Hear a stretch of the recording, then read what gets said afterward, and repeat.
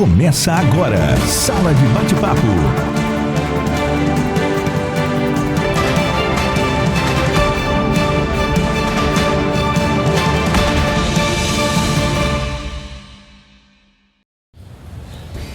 Boa tarde, senhoras e senhores. Hoje nós temos uma outra entrevista que é muito gostosa de se fazer, porque nós vamos contar muita coisa da construção de Votuporanga, da Votuporanga de antigamente e a Votuporanga que nós temos hoje. E em tudo isso de evolução nós temos uma assinatura conhecida: Jesus Silva Melo, engenheiro.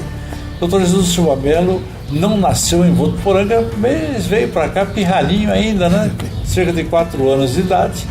O seu pai, José Silva Melo, que dá nome a uma avenida de Votuporanga, ele tinha uma alfaiataria na área central, onde hoje está a galeria, ali bem em frente à Concha Acústica. E o Dr. Jesus fez o curso de engenharia em São Carlos, na USP, e depois ele veio para Votuporanga e aqui virou engenheiro não só de Votuporanga, como de toda a região. Doutor Jesus, tempos bons, né? Boa tarde. Boa tarde.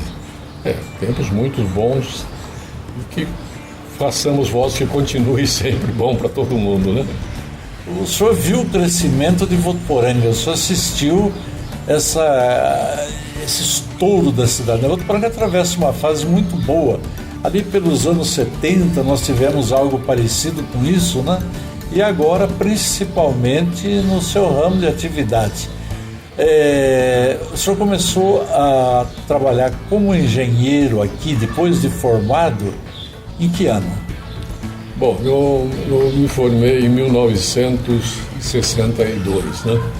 E logo a procura por engenheiros naquela época era muito grande. Então eu tinha várias oportunidades em várias cidades, inclusive lá junto ao litoral, em companhias grandes até.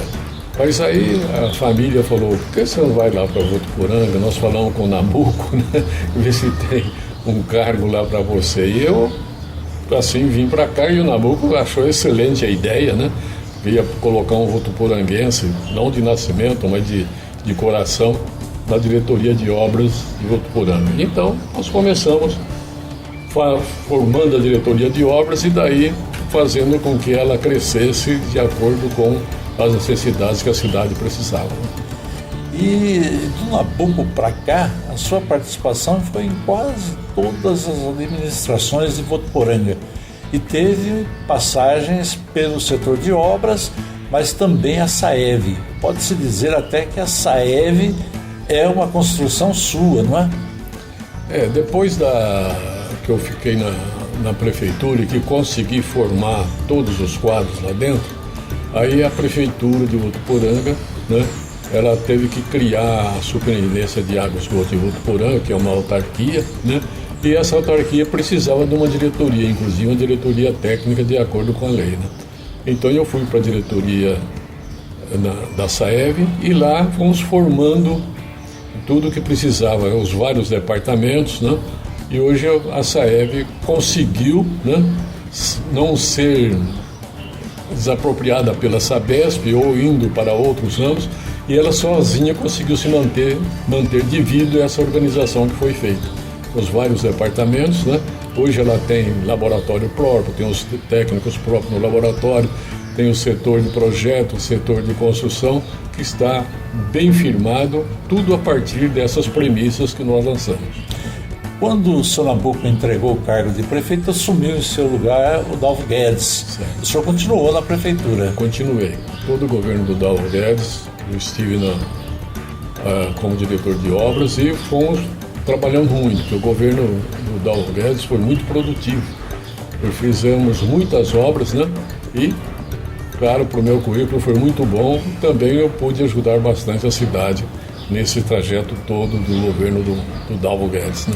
A Avenida Prestes Maia se inclui no período seu, né? O projeto foi do Prestes Maia, mas a obra foi acompanhada, foi dirigida pelo senhor. O projeto físico de todo aquele bairro foi pelo Prestes Maia, que era a Companhia Melhoramento de São Paulo, fez um projeto, aliás, magnífico, que é exemplo até hoje, tamanho de lotes, largura de ruas, largura de praças, né? Tudo mais foi feito de acordo com a lei. E a avenida, né, que vai até a estação, que é a Prestes Maia, começa mais ou menos perto da Santa Casa e vai até a estação. Foi uma obra grandiosa, que também teve uma solução para a baixada lá do córrego, né? Que foi feita uma grande galeria, onde depois de construída, graças a Deus, não teve mais problemas. E aí ali a cidade se expandiu, né? Criou uma condição, porque na verdade a estação ferroviária ficava fora da cidade. Eu me lembro que em 1961, começo de 62, eu vim a Votuporanga e a gente passava, era um enorme barranco, e vinha ou de charrete ou de jardineira. E aquela obra ali, ela foi um marco, até pela sua beleza, né? E pelo valor da realização. O senhor inclui como uma das realizações assim mais importantes sob seu comando? Sim, eu acho que sim, porque o projeto era do Prestes Maia, que é um mestre, né, na área de urbanismo. Então ele deixou grandes espaços, inclusive aquele espaço na frente da estação, que são praças, que é magnífico, né, para qualquer pessoa que chega ali, descortina bem a cidade, porque tem essa visibilidade completa devido a esse espaço, né? Aquela lá foi uma das obras principais que a gente fez. Teve também outras obras na prefeitura que eu considero muito importantes, né? Na parte, vamos dizer, técnica de poder aglutinar os departamentos e ter um espírito técnico dentro da prefeitura. Isso que foi muito importante, eu acho também, como realização. Encerrado o mandato do Alvo Guedes, o senhor Nabuco voltou, o senhor continuou na prefeitura. Continuei um pouco de tempo, né? Depois eu saí, né? E só voltei em definitivo depois com o senhor Mário, dando uma vez. No período do Luizinho Deara, o senhor não trabalhou na prefeitura? Não trabalhei. Naquele tempo o senhor tinha uma construtora, né? O senhor construía obras na região. Construí na região inteira, né? Inclusive eu conheci em Santa Fé construindo o Instituto Cação lá, né? Correspondente ao nosso Manuel Lobo, era o Itael de Matos. E ali o senhor foi, aquele período eu estava prestando serviço na prefeitura para o Geralmão, e a gente se encontrava ali e depois íamos nos reencontrar aqui em Votuporanga, né? E outros locais também, o senhor teve aqui atuação na região, outras obras em outros municípios? Quase todos os municípios da região eu tive obras, né? Principalmente em convênios com o Estado, né? Eu consegui várias obras, não só lá em Santa Fé do Sul, Jales, Estrela, Álvares Florença, né? Enfim, nós tínhamos que correr atrás, né? Tinha família para criar e tudo mais, tínhamos que procurar lugares para a gente trabalhar. E, graças a Deus, foi muito bom essa atitude, né, de tomar conhecimentos também de outras obras, além daquelas de Votuporanga, né? Depois o senhor voltou com o seu Mário. O seu Mário foi prefeito de 1983 até 1988, né? E foi assim um período também de muitas obras, de muitas realizações, né? Nós temos assim algumas marcantes, a Avenida Emílio Arroio, que é a avenida ali do bairro Pozo Bom, né? Foi a obra realizada sob seu comando também. Aquela ali da Avenida da Bebê, que o pessoal chama ali, né? Que tem até aquele desnível, né? Ali também foi um projeto seu, uma obra acompanhada como engenheiro sua, né? Certo. Nós tivemos na época do senhor Mário muitas obras.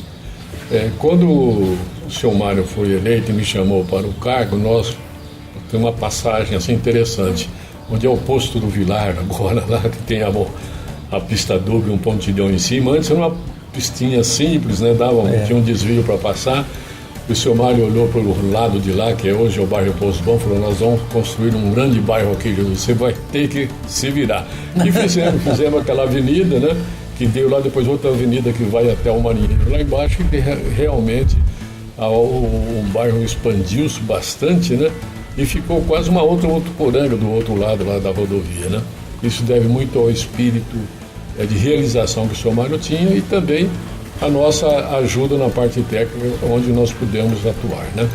E foi muito bom essa época aí também, porque ela fez com que crescesse, não de crescer a cidade propriamente dita em números, mas principalmente em atuações, porque ficaram os bairros, né, definidos, e também as várias partes da cidade definidas, como da SAEV, que teve que fazer determinados setores para poder atender com água a cidade, e conseguimos fazer sem que haja nenhum problema em nenhum lugar até agora. O senhor se lembra do período em que o senhor deixou o departamento de obras? Naquele tempo não era secretaria, né? Eram departamentos, e foi para o comando da SAEV. Quando o senhor foi designado para ser o homem da SAEV? Foi nessa época do seu Mário, né? Logo no governo dele, eu também dava alguma cartinha lá na prefeitura, mas na SAEV que nós procuramos então, porque o próprio governo da União, do Estado, queria definição de departamentos, né? Que autarquias realmente tivessem seus regulamentos para poder agir, para poder ter acesso aos financiamentos, né? Senão não tinha. Eu me lembro que os serviços autônomos de água, os departamentos autônomos de água, foram criados por uma imposição do Planasa, né? O Plano Nacional de Saneamento, para que não houvesse desvio de recursos da água para o caixa comum da prefeitura. As autarquias davam ao superintendente uma capacidade de gerir o orçamento, e o seu papel foi fundamental. Não estou elogiando, jogando confete de graça, não. A sua participação na estruturação da SAEV foi fundamental. Tanto é que eu considero o senhor uma das maiores autoridades, não é só da região, não, em termos de estado de São Paulo, no desenvolvimento de projetos como esse da SAEV. A SAEV, o que deve muito ao senhor. Eu acho que é uma questão de justiça a gente colocar isso para o conhecimento dos nossos ouvintes, os mais jovens, que não acompanharam essa fase da cidade. Eu também não acompanhei, mas eu estudei a respeito. E eu tenho um respeito muito grande. Quando o senhor falou, nós vamos fazer uma entrevista com o Dr. Jesus Silva Melo, eu fiquei feliz da vida, porque eu acho que Votuporanga deve muito à sua capacidade profissional e o seu apego à cidade. Até o apego foi tão grande que em 1988 o senhor aceitou um desafio, o de disputar o cargo de prefeito. Acabou não dando certo. Eu me lembro que eu fui candidato a vereador, porque naquele tempo só podia falar na rádio, nos programas políticos, quem fosse candidato. Foi uma daquelas questões eleitorais assim, né? E eu me lembro que eu me candidatei a vereador para fazer companhia para o senhor. E no final da campanha nós fazíamos nós dois praticamente sozinhos, né? Uma campanha maravilhosa de ideias, de colocações, né? Sobre o desenvolvimento de Votuporanga. Eu falava com o homem que ajudou na construção. Eu acho que seu pai tinha muito orgulho, né? Meu pai gostava, né? Como pai, gostava muito do filho aqui. Eu também adorava meu pai, porque ele era uma pessoa que trabalhou muito, fez muito sacrifício e conseguiu, né, que seus filhos, eu e minha irmã, tivessem uma carreira à altura do que ele pensava, né? Aí quando você estava falando aí que começamos a expandir essa SAEV, que foi designado lá o alto da Vila Muniz para fazer um novo poço, para aumentar a capacidade e também aumentar a quantidade de possíveis locais para a cidade crescer. Descendo a rua São Paulo lá e subindo, chegando lá perto, vieram os funcionários que saíram lá do posto, todos gritando: doutor Jesus, achamos água. Então foi uma beleza tal, porque eram poços profundos que só se conhecia muito em pesquisa, em falar e tudo mais, e nós conseguimos lá uma bela vazão que hoje, né, corresponde a quase 1/4 do que a cidade precisa, né? Então esse poço foi uma maravilha, né?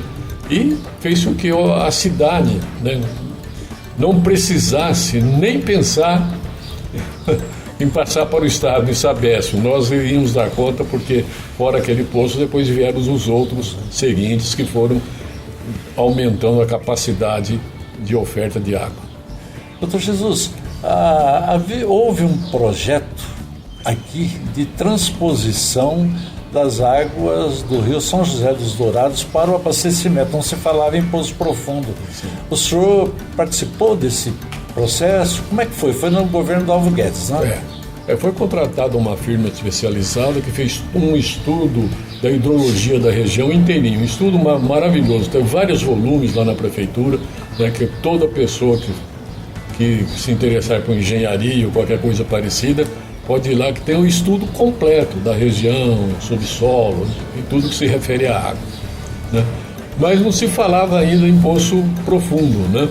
Mas com a possibilidade que veio devido à existência de equipamentos que nós chegamos a atravessar o basalto, porque a camada de basalto aqui é muito extensa e é uma pedra duríssima, né? Então, com esse equipamento, nós conseguimos chegar, né, no nosso famoso aquífero lá embaixo, né, que tem, né, que o Botucatu, que ele tem uma quantidade de água enorme, do sul, mais ou menos, de Goiás até o norte aí do Paraná, é uma camada de água espetacular, só que ela está com essa rocha em cima, variando de 500 a 1.000 e poucos metros, conforme a região, que teria que ser perfurada e de grande dureza se foi só conseguido devido ao progresso dos equipamentos, né?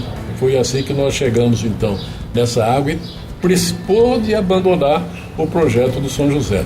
Mas ainda um dia, vocês sabem, nós chegarmos aí a Campinas, temos que buscar no São José água. É a saída. É como o São José do Rio Preto vai fazer com a água do Rio Turvo, né? Está retornando, o prefeito parece que encomendou um estudo agora mais recente para fazer isso daí. E um detalhe, né? A água saiu quente. Houve gente até que depois teve que colocar um dispositivo para o resfriamento. Para o resfriamento.